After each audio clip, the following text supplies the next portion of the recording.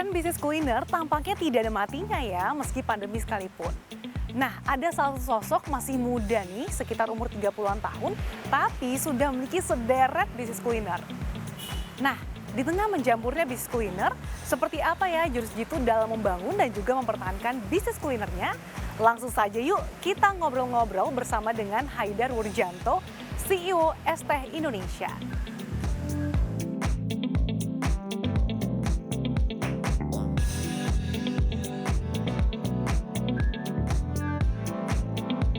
Halo Mas Haidar, apa kabar?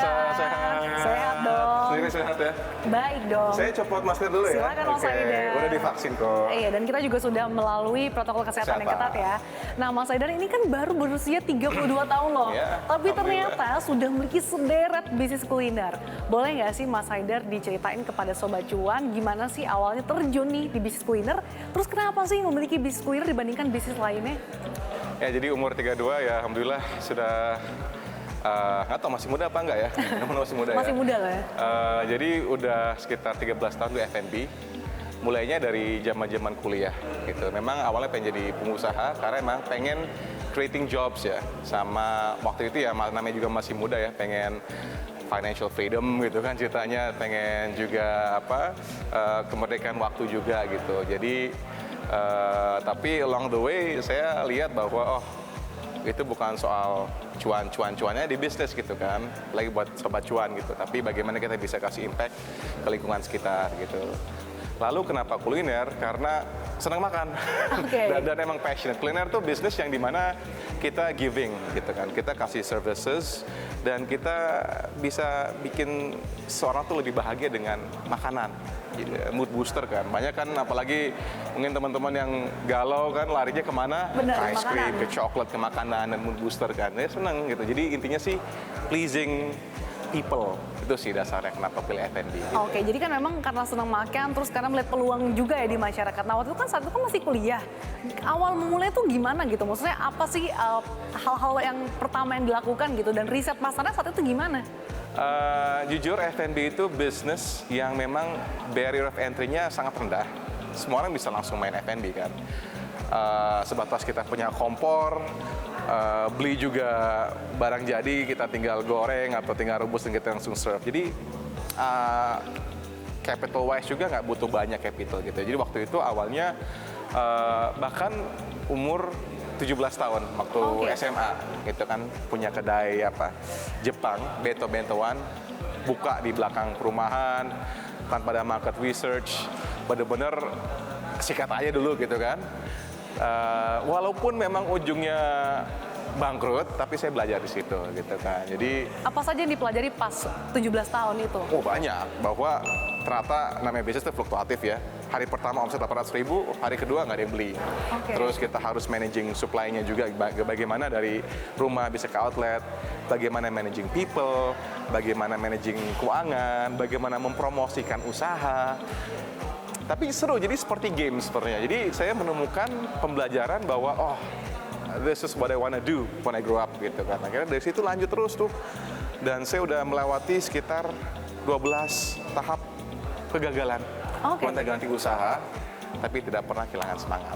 Oke, itu kuncinya nggak boleh kehilangan Nggak semangat. boleh, karena setiap fase itu pembelajaran. Oke, sebuah quotes ya. Nah, tapi pas di kuliah nih, pas awal, itu bisnis kuliner apa sih yang waktu itu pertama kali dibuka gitu?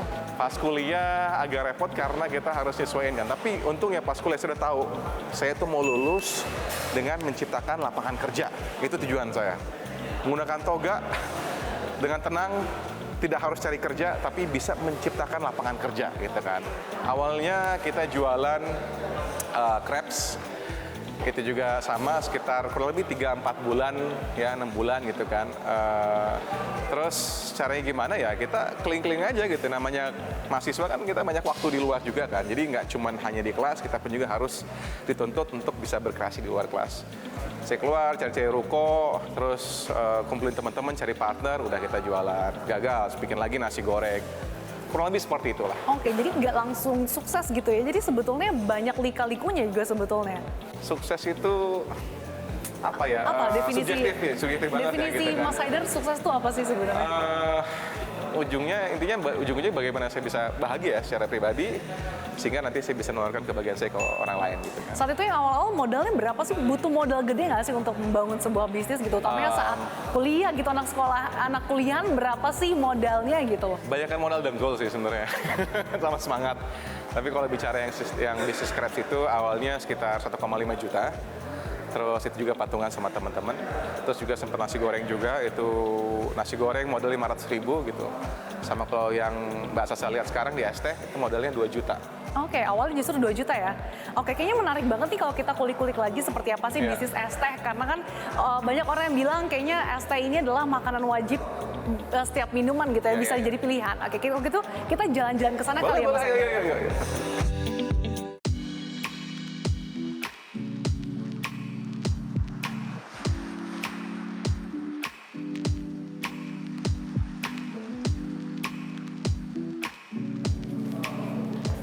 Oke, Mas Haidar ngomong-ngomong soal bisnis es teh, sebetulnya kan sudah cukup banyak ya di Indonesia gitu.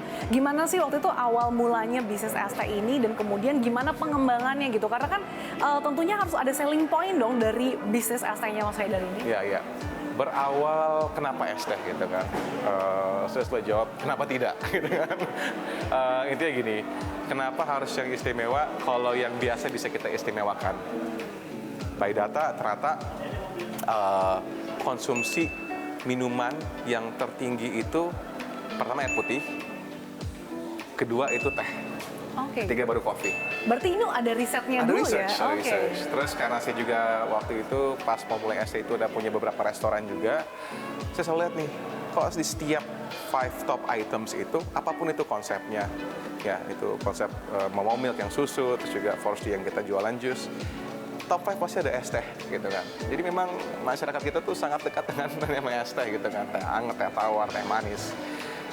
Market preference adalah teh gitu kan. Jadi it's a big market. Saya kali kita juga di Indonesia 130.000 ton produksinya dan kita punya culture yang mungkin masa juga kalau di ke rumah teman mau minum apa nih teh gitu kan biasa gitu. Jadi market research, kita tahu kita tidak perlu edukasi lagi, orang udah tahu itu teh, dan kita kasih nama juga yang direct, yang jelas, es teh Indonesia. Jualannya apa? Ya nama juga es teh gitu kan, masa jualannya kepiting atau seafood gitu kan.